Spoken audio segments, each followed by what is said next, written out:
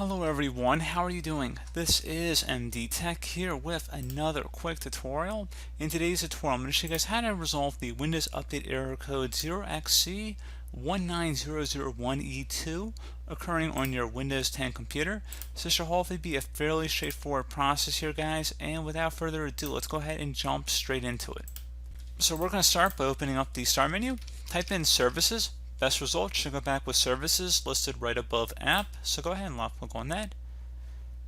You want to now locate the Windows Update service. You might have to go down near the bottom of this page here. Go ahead and double click on it. Set startup type to automatic and make sure service status is running. So if it's anything other than those two, go ahead and change it and then select apply and OK. And then once you're done with that, do the same thing for the background intelligent transfer service. You might have to go back up near the top.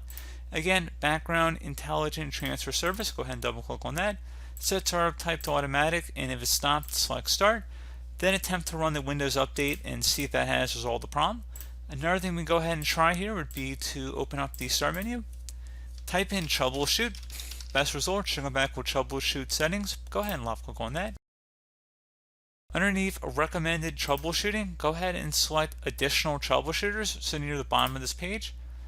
And select where it says Windows Update, resolve problems that are preventing you from updating Windows. Go ahead and left click on that and select Run the Troubleshooter.